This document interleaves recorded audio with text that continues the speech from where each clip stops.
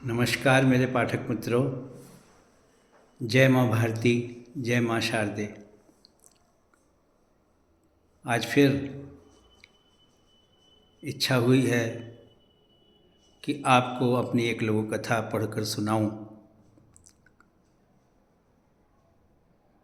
लघु कथा अक्सर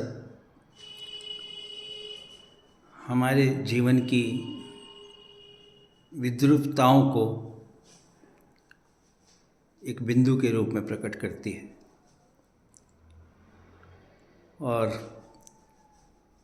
प्रायः ये बाध्य करती है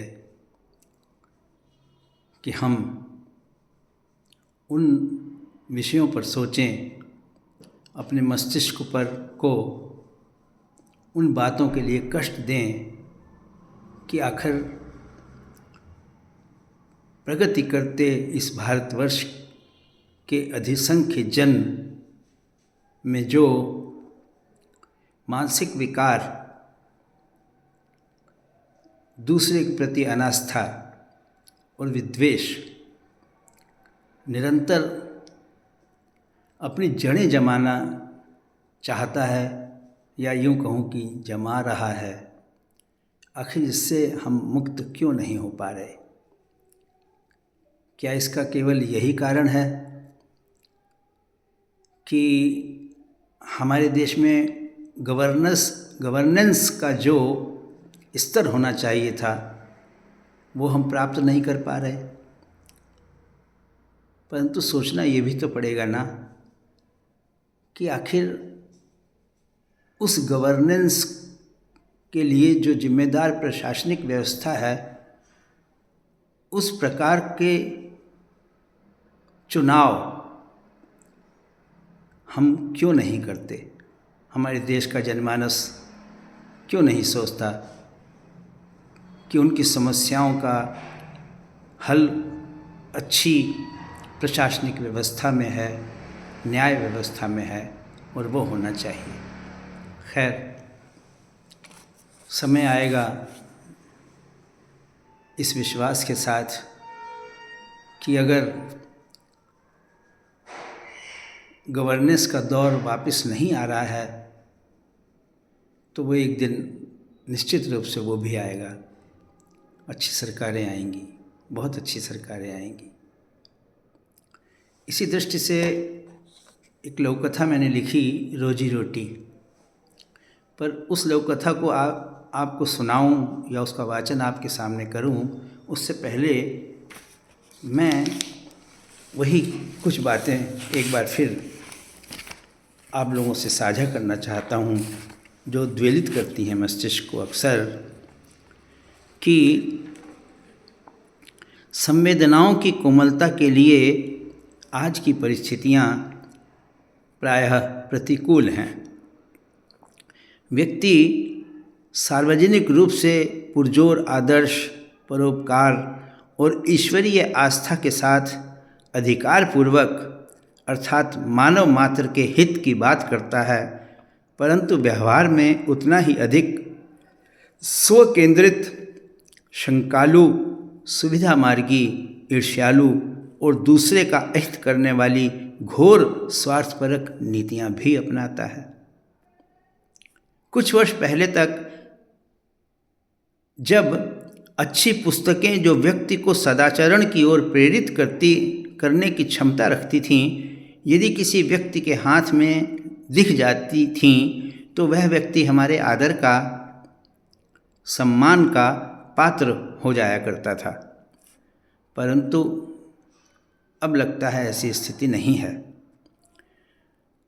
जो व्यक्ति सद आचरण कर रहा होता है वह ही या तो अवहेलना और उपहास का पात्र होता है, या उसे शक्तिहीन मानकर अच्छा आचरण उसकी मजबूरी मान ली जाती है कि ये नहीं करेगा तो और क्या करेगा, इसके बस में है ही क्या।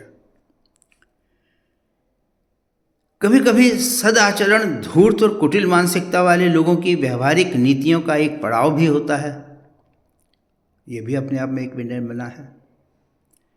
जैसे सामान बेचने से पूर्व व्यापारी द्वारा कहे गए मीठे लगने वाले शब्द परंतु जैसे ही वो अपना सामान बेच लेता है, उसके व्यवहार और दृष्टि दोनों में परिवर्तन हो जाता है। उसके शब्द और वाक्य भी बदल जाते हैं।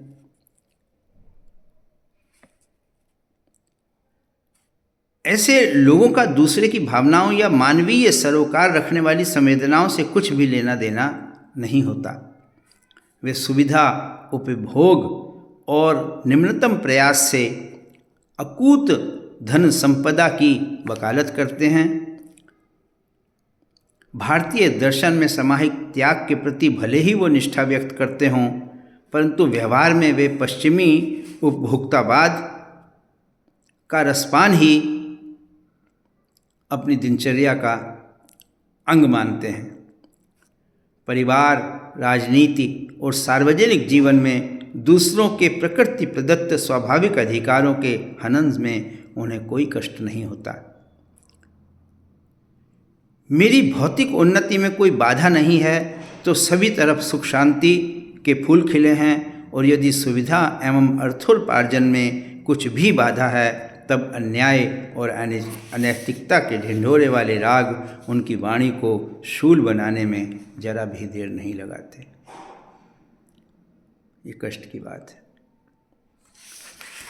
ये बातें मैंने अपने एक कविता संग्रह मेरे देश की बात से आपके सामने उद्धृत की हैं, और अक्सर इन बिंदुओं पर विचार करने की इच्छा होती है, और मैं सभी से ये अपेक्षा और आग्रह करता हूँ कि मित्रों, मेरे पाठकों, मेरे श्रोताओं, हमें जीवन की धारणी इस धरती को, अपनी भारतवर्ष की मिट्टी को इस प्रकार का बनाने का संकल्प लेना चाहिए, प्रयास करने चाहिए कि यहाँ कोई अन्याय न हो, एक धर्माचरण करने वाली एक अच्छी व्यवस्था स्थापित हो। खैर, इसी से मिलती जुलती अपनी लोककथा को लेकर आपके सामने आया हूँ। शीर्षक है रोजी रोटी। मुकदमा लगभग 10 वर्ष की अपमानजनक उबाऊ अदालती तारीखों के बाद अपने अंतिम दौर में प्रवेश कर चुका था। गवाहों के बयान कोर्ट के पटल पर अंकित किए जा चुके थे। इस बीच जो कुछ भी कहा गया उसमें झूठ की भूमिका सच पर हावी थी। हर सच्चाई को मक्कारी के तालाब से ढक दिया गया था। अहंकार और लोभ की कुल्हाड़ी ने सारी नैतिकता को लहूलुहान किया था, और सब कुछ न्याय के नाम पर हुआ था। लगभग अंतिम गवाही के बाद न जाने क्या सोचकर बचाव पक्ष के वकील ने मुख्य विपक्षी छोटे भाई को अपने पास बुलाया तो वो बोला, कहिए क्या कहना चाहते हैं आप यदि गुस्सा त्याग दें और मुझे अपना बंधुवत मित्र समझें तो अपने अनुभवों के चलते मुकदमे के अंतिम पड़ाव पर मैं आपसे कुछ निवेदन करना चाहता हूँ। हाँ, क्यों नहीं। वैसे आपने ऑन रिकॉर्ड जिरह में तो मुझे बरगलाने की कोई कसर छोड़ी नहीं है। अपने जवाबों में घाघपन की कमी तो आपने भी नहीं की है। पर उन बातों को जाने दीजिए। पेशे से मैं भले ही एक वकील हूँ और मुवक्किल को सफलता दिलवाना मेरा फ़र्ज़ है, परंतु इस समय मैंने आपसे इंसानियत की जद में एक कष्ट दिया है। आप गुस्सा थूक कर यदि मेरी बात पर विचार करें और ये समझ लें कि जीवन में संबंधों का गणित हानि और लाभ से नहीं चलता, चाहे उसमें न्याय का गला घुट जाए। आपके केस में न्याय क्या है, इसका सच आपसे ज़्यादा कोई नहीं जानता। अब तो जिरह भी पूरी हो चुकी है और इन सब दलीलों का अब कोई फ़ायदा नहीं है। तो फिर आपने मुझे किस लिए बुलाया है? वो इसलिए कि भले ही मैं एक वकील हूँ और मेरे क्लाइंट के हित में ही मेरा हित है, पर मैं ये मानता हूँ कि आपकी तरह मेरा भी घर है, परिवार है, रिश्ते हैं, नाते भी हैं। और मैं यह भी जानता हूँ कि परिवार में विवाद होना एक सामान्य सी बात है। जहाँ दो बर्तन होते हैं वो आपस में खटकते भी हैं। तो बात सिर्फ इतनी है कि आप दोनों एक ही माता पिता की संतान हैं, भाई भाई हैं।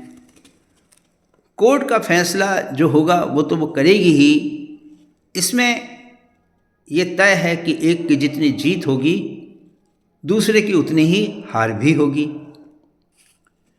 और रिश्तों की दुनिया में, अच्छे रिश्तों की दुनिया में ये कोई अच्छी बात नहीं है। आप शायद ठीक कह रहे हैं। मैं भी चाहता हूँ कि हम दोनों भाइयों के बीच ज़मीन के एक छोटे से टुकड़े को लेकर जो भी कटता है वो समाप्त हो जाए। तो फिर इसके लिए पहल तो आपको ही करनी होगी। मैं ही क्यों? मेरा बड़ा भाई क्यों नहीं? देखिए, आप सच्चाई को स्वीकार कर लीजिए और अदालत से विदा ले लीजिए, क्योंकि आपको पता है कि आपके आरोप झूठ की नींव पर हैं। जिस प्रॉपर्टी पर विवाद है उसके एवज में आप पर्याप्त धनराशि अपने बड़े भाई से प्राप्त कर चुके हैं और दावे के 10 साल के मुकदमे में वो हो या आप पर्याप्त परेशान भी हो चुके हैं। वकील साहब, लगता है आप अपने होश खो चुके हैं। आपको पता होना चाहिए कि मुंह से निकले बोल और कमान से निकला हुआ तीर कभी वापस नहीं लिया जा सकता। भले ही निशाना चूक जाए, जाने दीजिए। हर तीर निशाने पर बैठे यह जरूरी नहीं है। इन 10 सालों में मुझसे 10 साल बड़ा मेरा बड़ा भाई हो सकता है अपनी किसी अनंत यात्रा पर निकल लेता। अब ये नहीं हुआ, ये किस्मत की बात है। देखिए, जिंदगी संभावनाओं का खेल है और आदमी को कभी भी हिम्मत नहीं हारनी चाहिए। यानी कि अभी भी आप सोच रहे हैं कुछ इसी तरह की बात, बस यही समझ लीजिए। वकील साहब को उससे इतने खरे उत्तर की उम्मीद नहीं थी। वो मंद मंद मुस्कुराए और मन ही मन बोले कि उन्होंने ठीक ही किया जो अपनी रोजी रोटी के साधन के लिए वकालत को अपना पेशा बनाया। इन जैसे भाई बने रहें, मुकदमों की कोई कमी नहीं होगी। धन्यवाद मित्रों। तो ये हमारे समाज की एक कड़वी सच्चाई है। हमें इससे बचने के मार्ग खोजने ही होंगे। धन्यवाद। आशा है आपको ये लघु कथा रोजी रोटी पसंद आई होगी।